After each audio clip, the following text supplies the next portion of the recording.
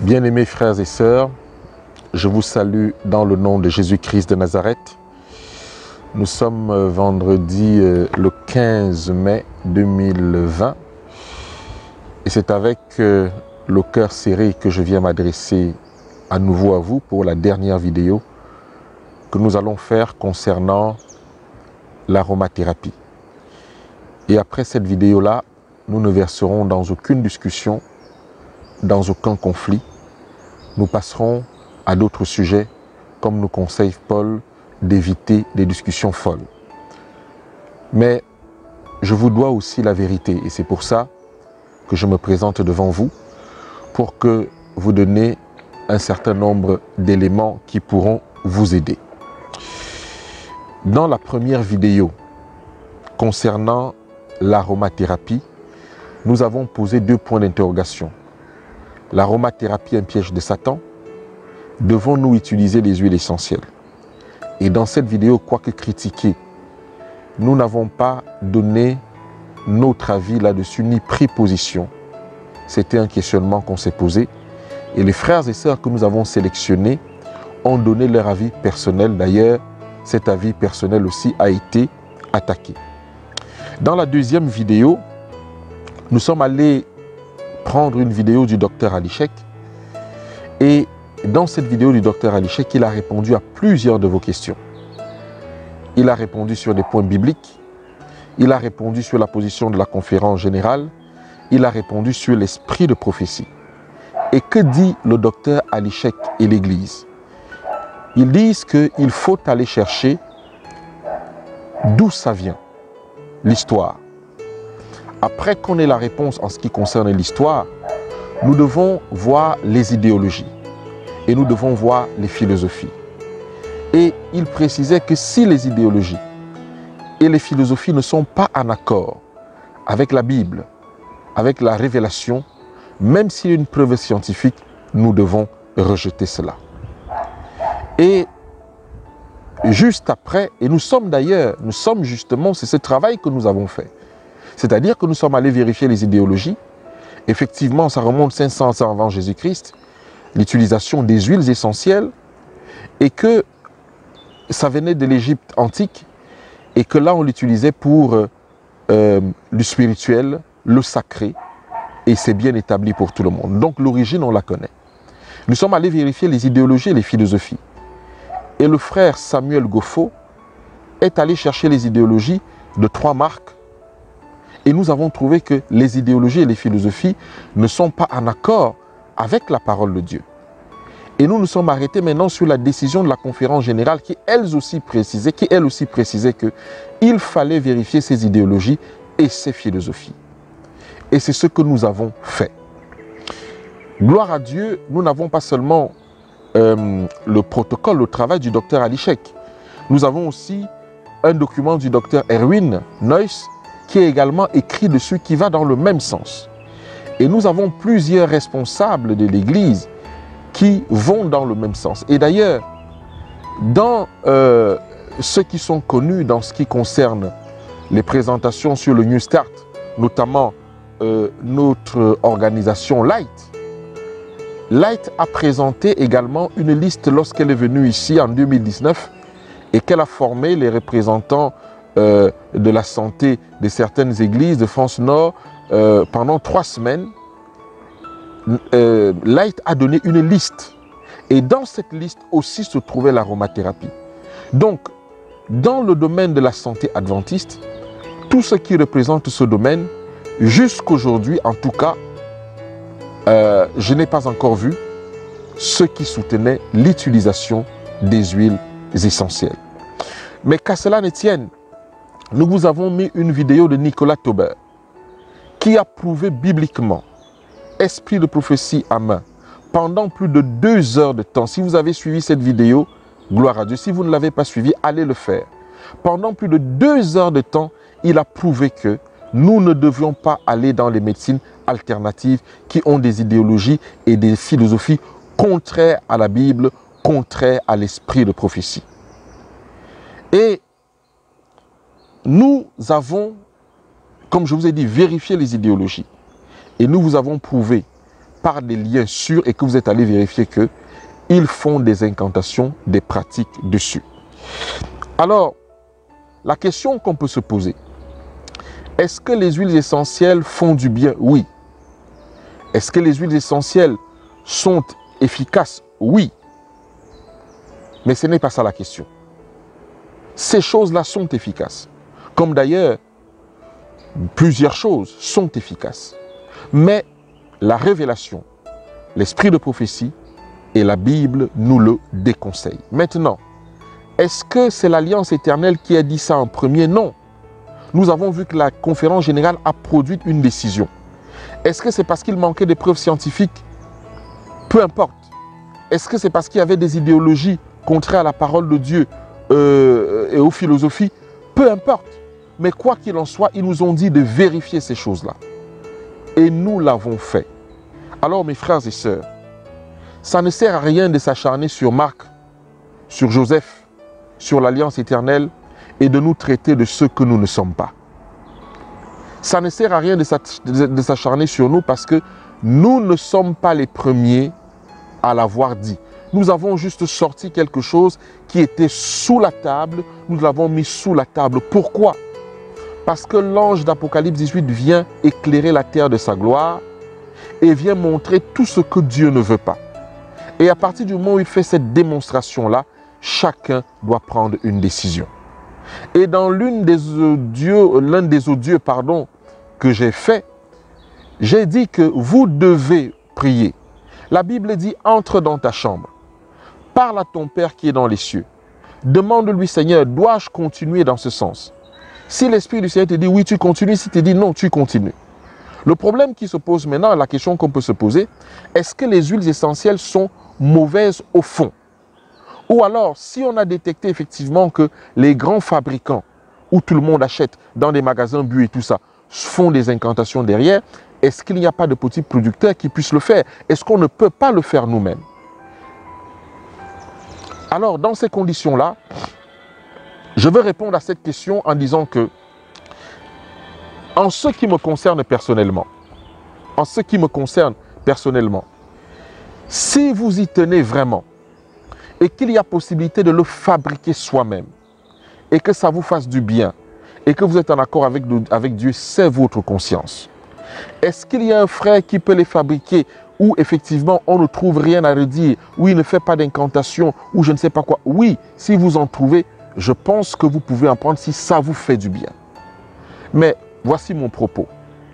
Ne faisons pas confiance à la nature, aux plantes, beaucoup plus qu'à Dieu.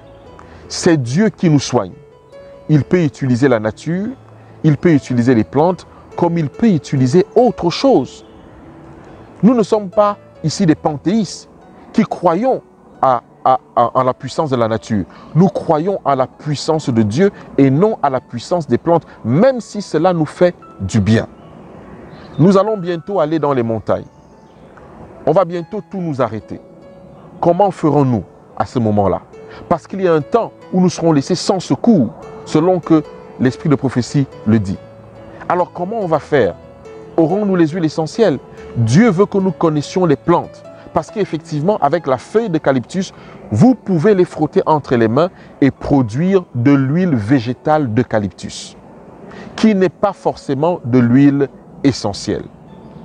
Mes frères et sœurs, je voudrais finir en vous rendant mon témoignage personnel. Effectivement, jusqu'à sabbat dernier, je ne savais pas que j'achetais Weleda pour mes enfants. Ma fille Israël, elle a 4 ans aujourd'hui, elle a utilisé Weleda. Le petit Péniel, Élisée, utilise Weleda. C'est pendant qu'on regardait la vidéo qu'on vous a présentée que mon épouse me dit, écoute, nous utilisons Weleda, voilà ce que le frère Samuel Goffo présente. Nous avons pris Weleda, nous avons jeté à la poubelle et nous allons nous mettre à l'huile de coco simple pour moi et mes enfants. C'est ma décision. Maintenant, quelle est la vôtre? Si le Seigneur révèle quelque chose, je répète encore, ça ne sert à rien de s'attaquer à nous. Regardez toutes nos unités de New Start. Regardez-les tous, Light et bien d'autres. Ils ne vous conseilleront pas les huiles essentielles. Parce que ce n'est pas dans le programme de l'esprit de prophétie. Maintenant, si c'est une bonne chose, gloire à Dieu. Mais la parole de Dieu et l'esprit de prophétie nous demandent d'être le plus naturel possible et sans beaucoup de transformation. Et vous savez avec moi, scientifiquement parlant, que pour utiliser les huiles essentielles, il faut chauffer à un certain degré. Or, Hélène White dit que lorsqu'on chauffe l'huile d'olive à un certain degré, qui n'est pas de l'huile essentielle déjà, d'accord, ça devient du poison. Donc à ce moment-là, nous avons des décisions à prendre. Nous devons nous reconcentrer sur ce que Dieu a dit. La nature est bonne. Toutes les plantes de la nature nous sont utiles. Et nous devons les utiliser, nous devons les connaître, les utiliser à leur état naturel le plus possible. On peut faire de l'hydrothérapie. Il y a plein d'autres choses qu'on peut faire. Mais si vous insistez pour utiliser les huiles essentielles et que ça vous fait du bien, gloire à Dieu. Mais regardez au moins les philosophies, les idéologies, ou alors cherchez quelqu'un, un petit producteur qui ne fait pas ces choses-là. Parce que nous ne sommes pas sur l'efficacité de ces produits. Nous sommes sur la révélation du Seigneur concernant ces affaires-là. Donc, laissez l'Alliance éternelle tranquille. Laissez Marc Ondoa tranquille. Laissez le docteur Joseph Nanette tranquille. Ce n'est pas nous qui l'avons dit, l'Église l'a déjà dit avant. Si vous voulez vous attaquer à quelqu'un, attaquez-vous à l'Église adventiste du 7e jour depuis la conférence générale. Si vous voulez les renier, reniez-les.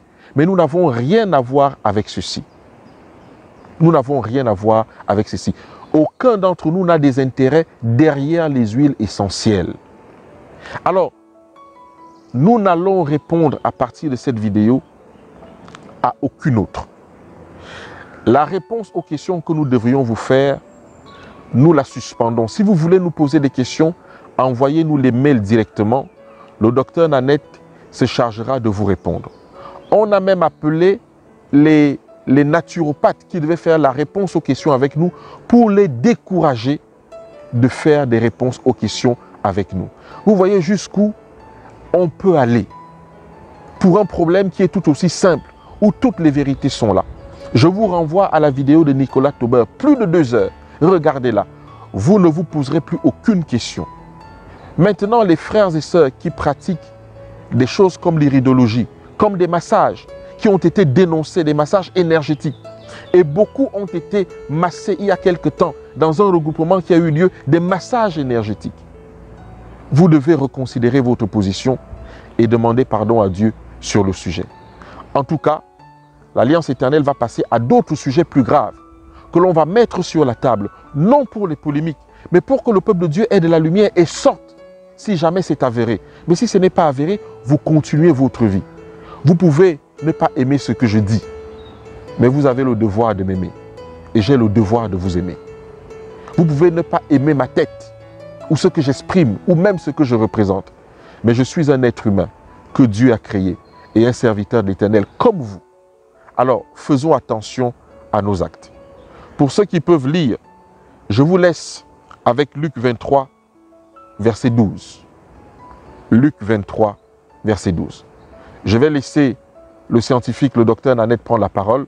Que la paix soit avec vous et à très bientôt. J'ai dit, nous ne parlerons plus de ce sujet à l'Alliance éternelle. Si vous voulez nous poser des questions, direct, vous nous envoyez des mails, vous nous envoyez des WhatsApp, nous allons vous répondre d'une façon directe, mes frères et sœurs. Mais nous ne serons pas dans la discussion, dans la polémique. Donc, tous ceux qui vont dire des choses après, sur moi, sur Joseph, sur l'Alliance éternelle, sur nos familles, sur tout ce que vous voulez, faites des vidéos. Nous ne répondrons plus jamais. Nous avons présenté le problème. Rentrez dans votre chambre, demandez au Saint-Esprit quelle est sa volonté. S'il vous dit, vous continuez, vous continuez. S'il vous dit, vous arrêtez, prenez votre décision parce que devant le trône de Dieu, vous serez seul. Le docteur Ali Sheikh a dit, nous a présenté des choses. Le frère Nicolas Tauber nous a présenté des choses. Nous avons d'autres documents. Et même, j'ai contacté certains responsables aussi de la conférence générale qui sont très clairs sur le sujet. Même si un responsable de la conférence générale utilise les huiles essentielles, il ne représente pas l'Église. L'Église décide. C'est comme avec la réforme sanitaire. Il y a des gens qui mangent encore le poulet, mais c'est dans leur intimité.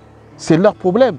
D'accord? On a dit il ne faut pas ordonner les femmes. Il y a des divisions qui ordonnent des femmes en tant que pasteur.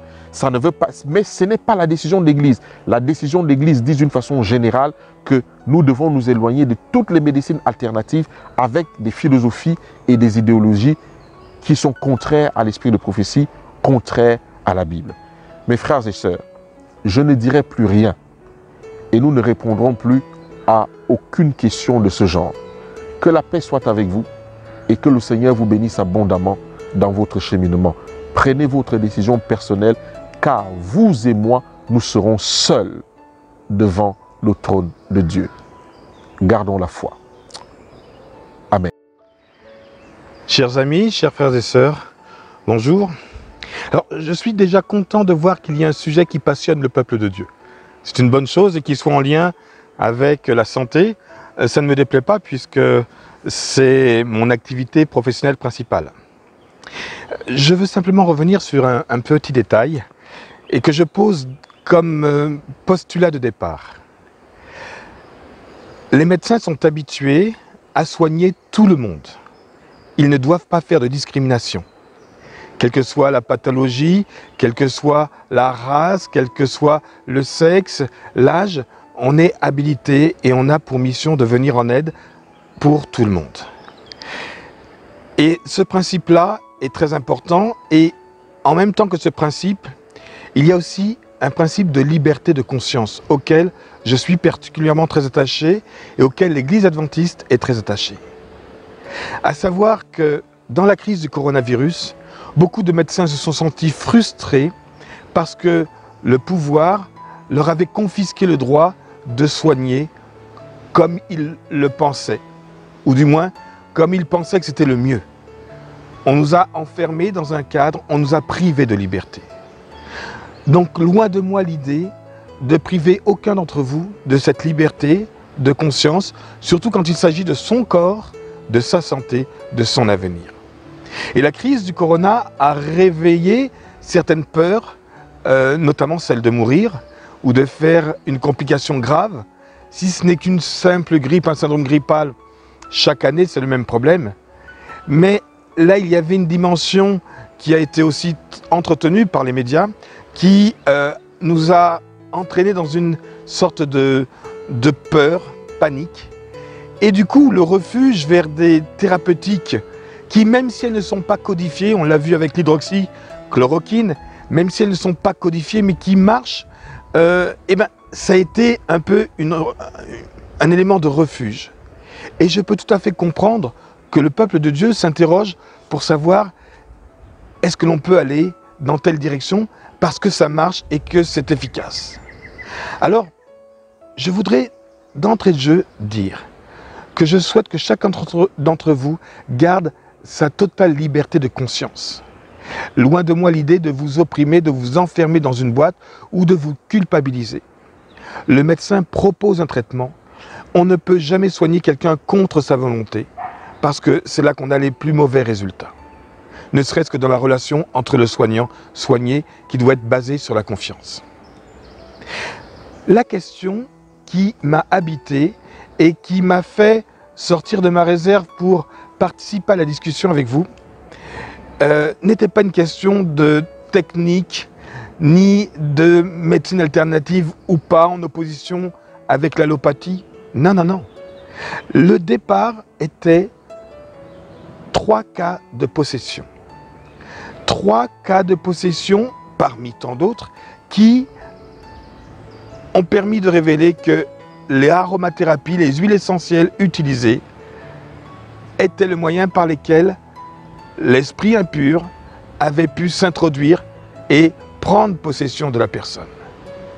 Alors là, en tant que médecin et surtout en tant que croyant, je me suis posé la question, existe-t-il un lien qui puisse me toucher à travers l'utilisation de l'huile, des huiles essentielles?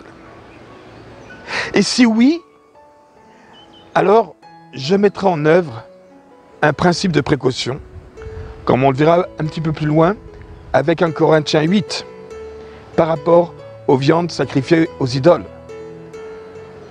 Et du coup, pour nous, médecins, souvent le problème est celui de savoir où se situe le problème. Et je me suis donc attaché à essayer de chercher où pourrait se trouver la faille. Est-ce que c'est dans les principes de l'aromathérapie? Est-ce que c'est dans sa fabrication, sa confection? Est-ce que c'est dans sa conservation, les principes de conservation? Ou est-ce que c'est le prescripteur qui est la faille? Ou est-ce que c'est le patient qui présente un terrain fragile psychologiquement, spirituellement, et qui, indépendamment du produit et de son principe, je vous ai parlé de 3 cas. Statistiquement parlant, ça représente rien. Rien. C'est même pas une maladie orpheline, c'est rien. Et faire toute une... déclencher toute une polémique pour 3 cas, c'est rien. Alors, le départ, c'est 3 cas. Depuis, il y a plusieurs autres personnes qui ont attesté qu'effectivement, elles avaient eu un parcours avec les huiles essentielles qui avaient été un peu du même ordre et du coup sont sorties du silence.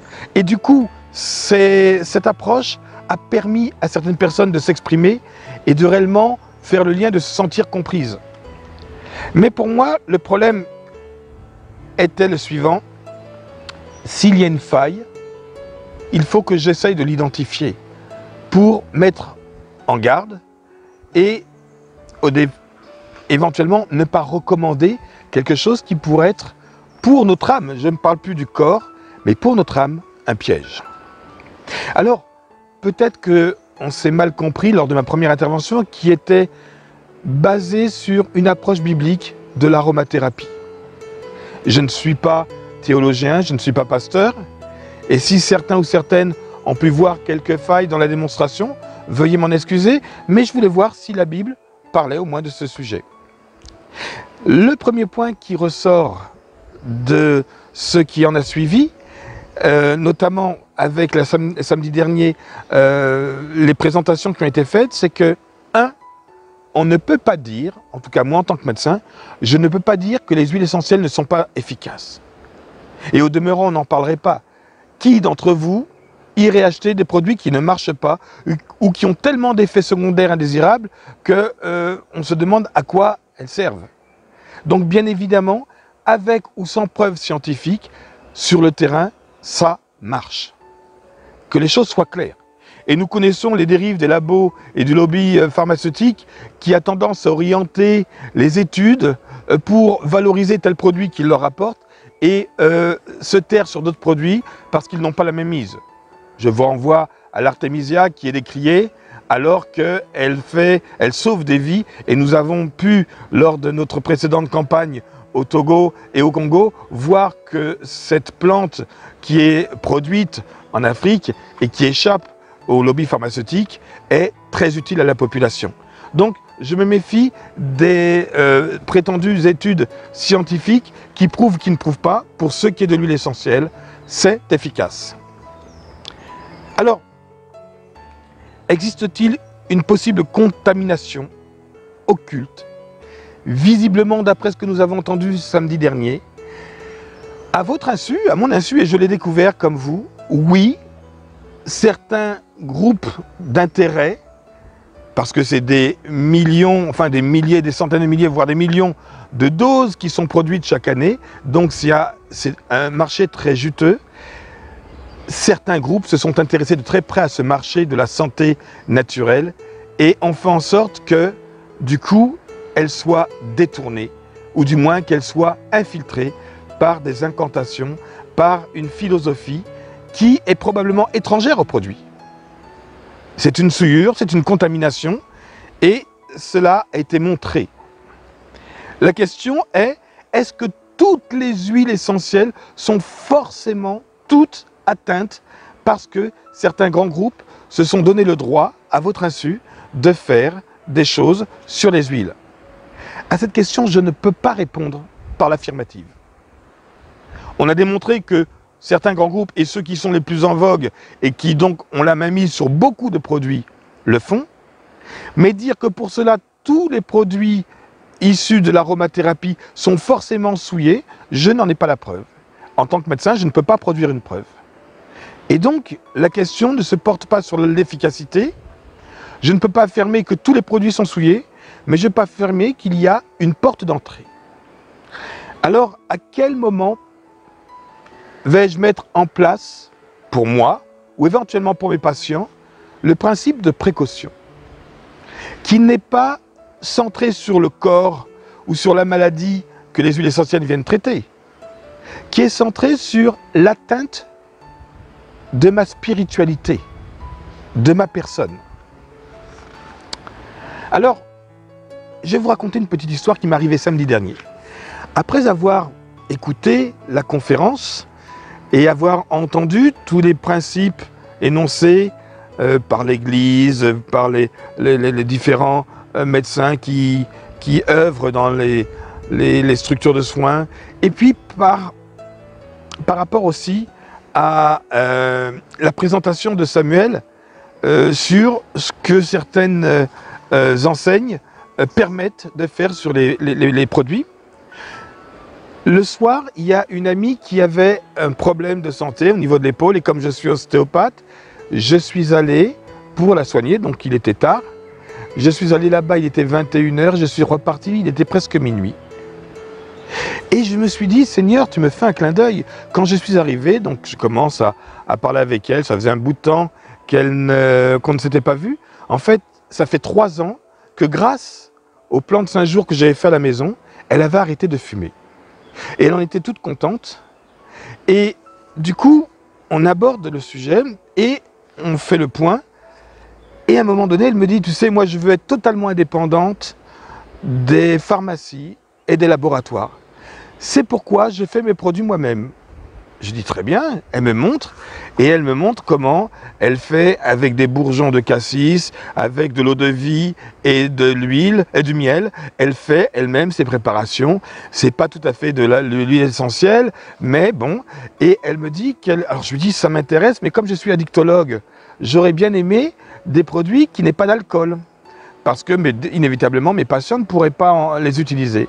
Alors elle me dit qu'elle va se mettre en recherche parce qu'elle pense qu'elle peut y arriver avec de l'huile, avec un truc. Alors je lui dis, si tu arrives à me faire des produits sans être chauffé, je suis preneur. Parce que comme pour les graines germées, tout le pouvoir de la plante se trouve dans le bourgeon. Et si on arrive, alors le bourgeon c'est une fois dans l'année, si on arrive à conserver ce bourgeon et tous ses principes actifs, c'est utile et moi ça m'intéresse bien. Et je me dis, Seigneur, tu vois, juste après la conférence, tu me permets d'avoir cet entretien. Je te remercie. J'étais peut-être allé un peu vite en besogne. Peu de temps avant que je ne parte, en fait, c'était au moment où j'allais partir, et puis finalement, ça a duré un petit peu parce que ça m'a interpellé. Elle me dit, tu vois, la maison que j'ai achetée, j'ai fait le jardin, et le problème, tu vois, l'année dernière, la sécheresse, c'est le problème de l'eau. Et il y a des nappes souterraines au niveau de l'eau. Je dis oui, très bien. Et j'ai construit tout mon jardin comme ça. Et là, la question qui tue, comment tu as fait? Eh bien, c'est très simple. Je fais des stages de radiesthésie avec le pendule et tout ça. Et j'ai utilisé les baguettes. Et les baguettes m'ont indiqué là où il y avait de l'eau, là où il y avait de l'énergie. Et donc, j'ai construit tout mon jardin en fonction. Et du coup, j'ai quasiment pas besoin d'arroser parce que c'est juste sous des veines où il y a de l'eau et tout ça. Et je demandais ensuite, une fois que j'avais répertorié les endroits, est-ce qu'il faut que je pose telle plante ici? Et les baguettes disaient oui ou non. Et elle me dit, mon jardin, tu verrais, il est merveilleux. Et là, je pleurais. Je pleurais. Je disais, Seigneur, j'y croyais. Et je me dis, en quelque part, il y a peut-être une porte d'entrée, une souillure occulte. Et donc, même si je lui ai demandé de me trouver un moyen de faire des produits sans alcool, sans chauffer, sans rien, alors peut-être que je prendrai le procédé pour moi avec les plantes que j'ai dans mon jardin, mais j'ai un doute sur le fait d'utiliser cette programmation de son jardin à partir des baguettes, du pendule et de la radiesthésie. Un exemple parmi tant d'autres. Rechercher où se trouve la faille. Alors, pour ceux qui se sentent troublés, pour ceux qui sont dans le doute, ou pour ceux qui auraient choisi d'arrêter, La question qui se pose, et vous remarquez bien, je ne le pose pas comme « vous devez arrêter ». Je dis pour ceux qui se sentiraient troublés, qui sont dans le doute ou qui auraient choisi d'arrêter, la question est, pour moi, peut-on faire sans les huiles essentielles avec un résultat similaire? Quand je dis similaire, c'est que les huiles essentielles sont l'équivalent de la médecine d'urgence par rapport à la médecine généraliste de ville. C'est-à-dire que c'est un principe actif très concentré, puissant, rapide. Et donc, du coup, peut-on faire sans, mais avec un résultat similaire, sans remettre en question ma santé? La réponse est oui. Et à l'époque où nous sommes en train de revisiter notre âme, de faire en sorte qu'il n'y ait plus rien qui appartienne à l'ennemi et que le sanctuaire, notre sanctuaire intérieur, puisse être totalement pris par le Saint-Esprit, je demande souvent au Seigneur de faire comme Jésus-Christ l'a fait dans le temple de Jérusalem, de renverser tout ce qui ne lui appartient pas, pour que cette maison devienne une maison de prière et non une taverne de voleurs. Et donc, je ne veux pas laisser une quelconque petite porte d'entrée, ouverte ou entrebâillée, par laquelle l'ennemi pourrait s'infiltrer. Le serpent est un rusé. Dans le jardin d'Éden, avant qu'Adam et Ève n'aient péché, il était déjà rusé. La réforme sanitaire telle qu'elle est portée par l'esprit de prophétie et normalement par l'Église adventiste, cette réforme sanitaire s'apparente à ce que Dieu avait conseillé à l'homme et à la femme avant le péché pour pouvoir être en bonne santé. Il avait mis une restriction, attention ce fruit là-bas. Il ne disait pas qu'il n'était pas bon au goût, mais il comportait un piège mortel. Et donc, même en Éden, pour moi la réforme sanitaire, c'est les principes de base que Dieu a donnés. Et du coup, le premier, donc le serpent ne ment pas, ou pas complètement, il dit des choses vraies. Par contre, les yeux d'Ève se sont ouverts sur la problématique, mais pas sur la solution des problèmes. Les philosophies qui sous-tendent un grand nombre de médecines alternatives ont pour objectif de nous amener à une pleine réalisation de nous-mêmes, à une pleine conscience, en utilisant un certain nombre de produits qui sont imprégnés aussi d'un savoir-faire et d'une philosophie. Le serpent n'a pas changé d'objectif. Et il utilise la réforme sanitaire telle que Dieu l'a posée à Adam et Ève pour nous amener sur un terrain où nous allons connaître effectivement quelque chose, mais pas forcément la solution au problème. Alors, on retrouve, et ça me fait plaisir, de la phytothérapie dans Apocalypse 22, 1-3, où on voit qu'il y a cet arbre avec ses feuilles qui servent à la guérison des nations. Ça me fait plaisir de retrouver le potentiel, le pouvoir des plantes pour la guérison des nations.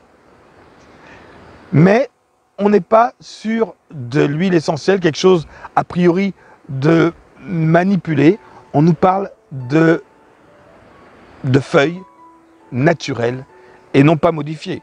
Mais le problème n'est pas là. La question que je vous pose et que je me pose, alors, principe de précaution ou pas? À quel moment je déclenche le principe de précaution? À savoir, je me retire d'un processus, et on le retrouve dans le monde du travail, quand les conditions du travail ne sont plus assurées ou ne sont pas satisfaisantes, j'ai le droit de dire je ne participe pas, je ne viens pas travailler, je me mets en retrait parce qu'il y a un danger pour moi. Je suis tombé sur 1 Corinthiens 8, je vous invite à le lire, qui a éclairé ma lanterne.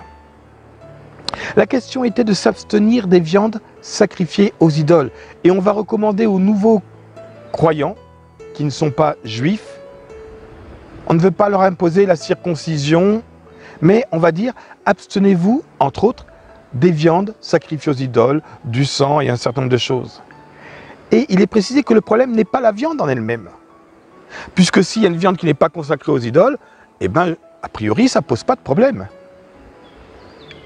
Et il est notamment dit qu'il y a un danger pour notre âme, pour notre conscience, à consommer ces viandes sacrifiées aux idoles.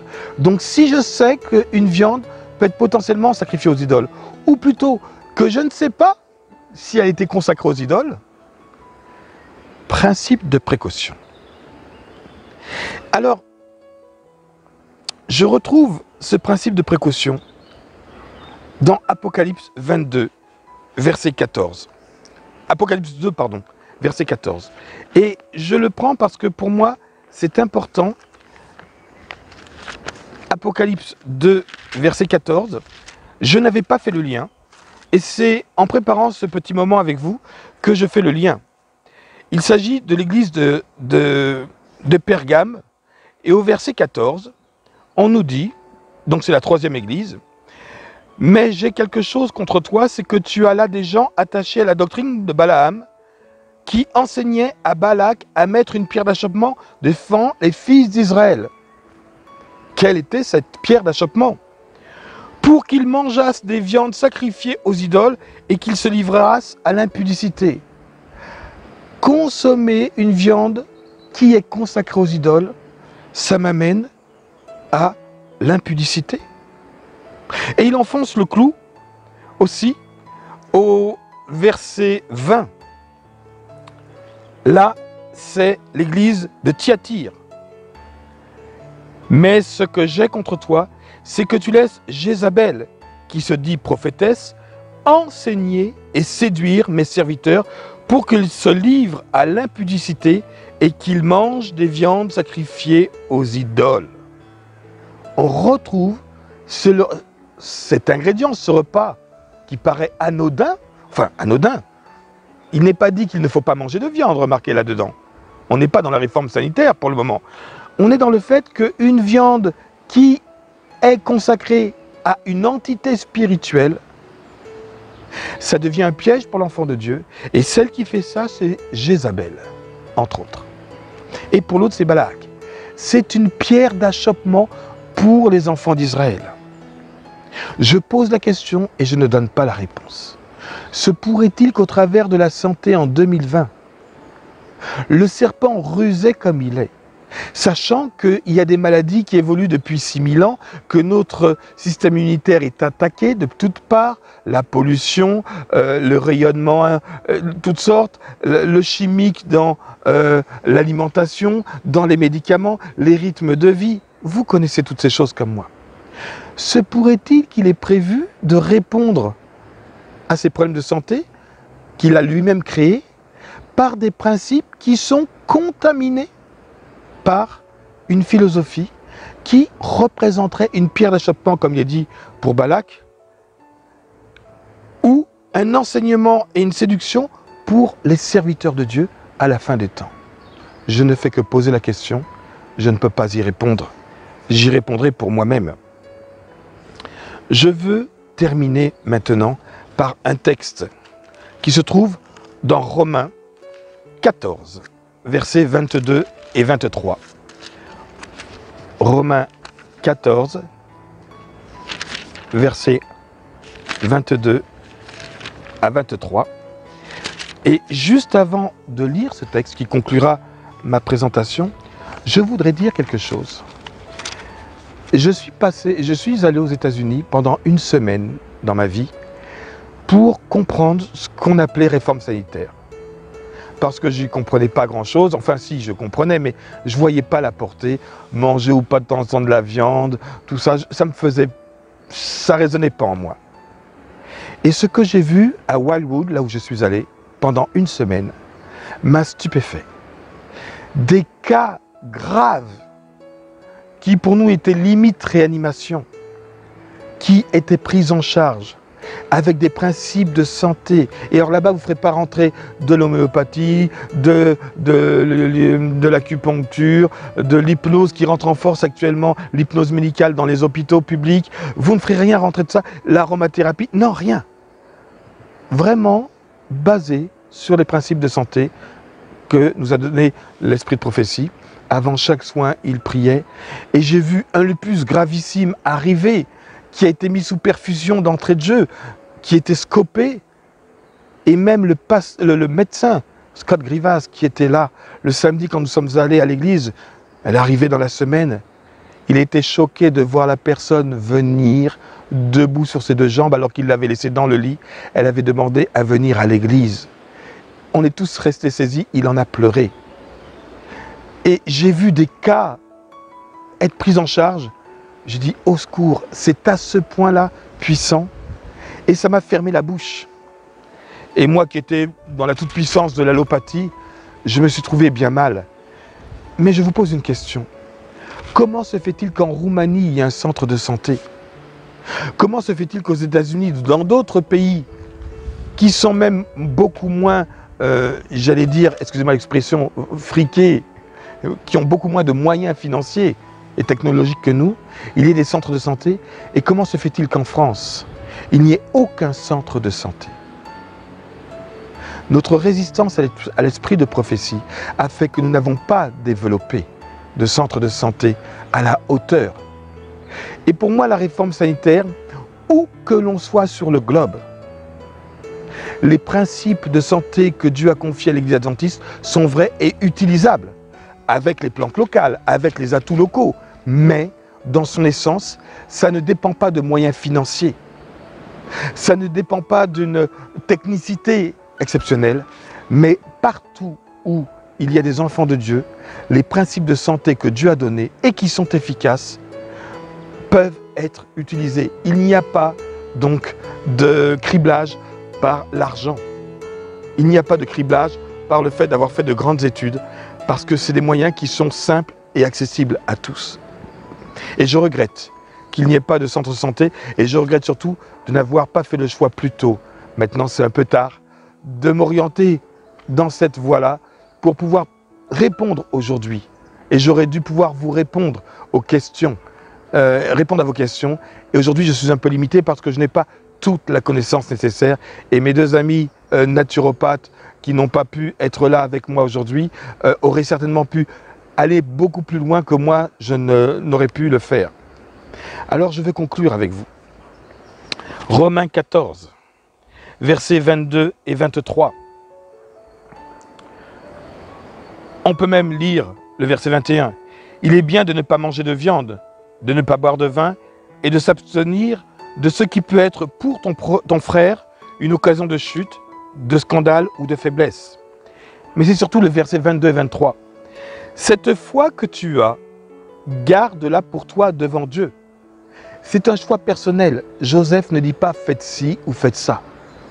Il a essayé d'éclairer votre lanterne comme la mienne, et le premier à avoir été éclairé, c'est moi, sur une problématique que je n'avais pas imaginée, la possibilité à travers les huiles essentielles d'être rattrapé par un esprit impur. Mais cette foi que tu as, garde-la pour toi devant Dieu. Heureux celui qui ne se condamne pas lui-même dans ce qu'il approuve. Le verset 23 conclut, mais celui qui a des doutes au sujet de ce qu'il mange est condamné parce qu'il n'agit pas par conviction. Tout ce qui n'est pas le produit d'une conviction est péché. Chers amis, je vous invite à ne pas pécher. Je vous invite à être des hommes et des femmes de conviction. Vous devez vous faire votre opinion à partir de ce que nous vous avons présenté. Et toute présentation est par définition imparfaite, mais je compte sur vous pour la compléter pour vous-même. Ne péchez pas en faisant ce que Joseph ou Marc a dit sans en être convaincu. Là n'est pas le problème. Faites-vous votre opinion, faites la part du bien et du mauvais et prenez une décision parce que indirectement, votre vie éternelle est potentiellement en jeu. Que Dieu vous donne de vous reconstruire ou de vous construire en toute sécurité, y compris dans la santé, et que, en fait, votre corps soit présenté devant Dieu dans l'état le plus serein possible et le plus naturel possible, pour accueillir surtout le Saint-Esprit qui va nous piloter dans les temps de la fin, et nous en avons grandement besoin. Que Dieu vous garde et vous bénisse.